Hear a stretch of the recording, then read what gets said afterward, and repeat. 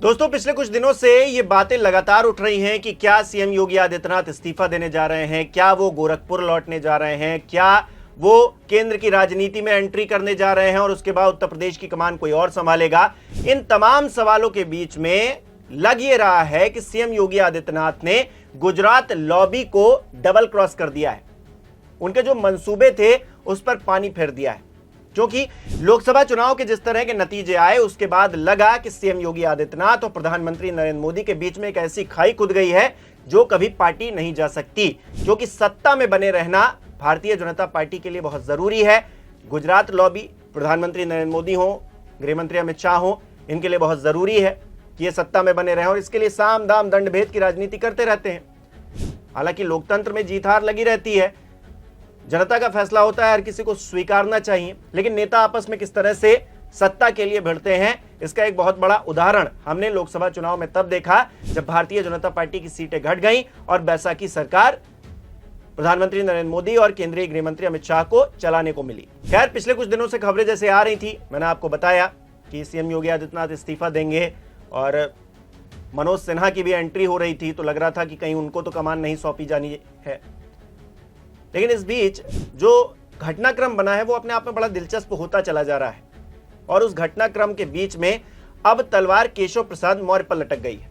केशव प्रसाद मौर्य क्योंकि पिछड़ा समाज से आते हैं और भारतीय जनता पार्टी चाहती है उनको आगे करे, लेकिन सीएम योगी आदित्यनाथ क्योंकि आड़े आ रहे हैं तो फिर आगे उनको किया भी नहीं जा पा रहा है, क्योंकि विपक्ष ने जिस तरह का ताना बाना पीडीए, उधर केंद्रीय स्तर पर देखेंगे तो राहुल गांधी ने जिस तरह से इंडिया गठबंधन बनाकर पिछड़ा समाज को आगे करने की जो एक मुहिम शुरू की है उसमें कहीं ना कहीं योगी आदित्यनाथ फिट नहीं हो रहे हैं। और इस बीच जो बड़ी खबर आई है केशव प्रसाद मौर्य को लेकर वो ये है कि उन पर एफआईआर हो सकती है। एफआईआर मतलब वो जेल जा सकते हैं। फर्जी डिग्री का ये मामला है और ऐसे में क्या पूरा गेम पलट गया है एक झटके में। अब घटनाक्रम क्या हो रहा है जरा उसको सिलसिलेवार तरीके से समझिए। 16 अप्रैल को आनंदीबेन पटेल प्रधानमंत्री नरेंद्र मोदी से मुलाकात करती है। इसके बाद 20 तारीख को मनोज सिन्हा आनंदीबेन पटेल जो कि राज्यपाल हैं उत्तर प्रदेश की, उनसे मुलाकात करती हैं और उसके एक दिन बाद ही सीएम योगी आदित्यनाथ मुलाकात करने के लिए पहुंचते हैं। आनंदीबेन पटेल जब मनोज सिन्हा से मुलाकात करती हैं तो मुस्कुराकर करती हैं, लेकिन सीएम योगी आदित्यनाथ के साथ जब मुलाकात करती हैं तो वो मुस्कुराहट कहीं गायब हो जाती है। ये अपने आप में तस्वीरें हैं, तस्वीरें कई कहानियां कहती हैं। सियासी गलियारों में इसको लेकर खूब चर्चा हो रही थी। कहा जा रहा था क्या अब पूरा प्लान फिक्स कर दिया गया है दिल्ली की तरफ से। पहले आनंदीबेन पटेल की प्रधानमंत्री से मुलाकात, फिर मनोज सिन्हा की आनंदीबेन पटेल जो कि राज्यपाल हैं उनसे मुलाकात, उपराज्यपाल खुद हैं मनोज सिन्हा जम्मू कश्मीर के, और उसके बाद योगी आदित्यनाथ की मुलाकात आनंदीबेन पटेल से।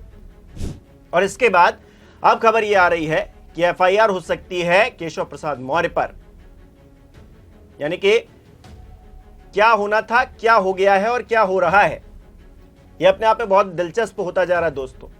क्योंकि आपको याद होगा सीएम योगी आदित्यनाथ को अगर कोई टक्कर देता हुआ दिखाई दे रहा था तो वो केशव प्रसाद मौर्य थे। केशव प्रसाद मौर्य 2017 में सबसे बड़े दावेदार थे मुख्यमंत्री पद के। मनोज सिन्हा भी थे। हालांकि सबसे बड़ी दावेदारी अगर किसी की थी, संघ की पृष्ठभूमि से आते हैं, केशव प्रसाद मौर्य की थी और वो तिलमिला भी रहे हैं। आपने देखा कई बार मंच पर जब लोकसभा चुनाव के नतीजे आए उसके बाद उन्होंने कहा कि संगठन सबसे बड़ा है, इस तरह के बातों का जिक्र किया तो लगा कि एक दूरी, एक दबाव डालने की कोशिश योगी आदित्यनाथ पर हो रही है। श्याम प्रकाश जो कि विधायक हैं उन्होंने तो खुलकर बोल दिया कि बाबा को दिल्ली चले जाना चाहिए और केशव प्रसाद मौर्य को उत्तर प्रदेश की कमान संभालनी चाहिए। अब ऐसे में जब ये बातें चल रही थी कि योगी आदित्यनाथ गोरखपुर लौट जाएंगे, ये हो जाएगा वो हो जाएगा, तो सबसे बड़े दावेदार को ही इस तरह से गिरफ्तारी की तलवार के नीचे खड़ा हो जाना पड़ा। अब ये अपने आप में बड़ी दिलचस्प बात है कि जो टाइमिंग है, क्योंकि सियासत में टाइमिंग का बड़ा महत्व होता है।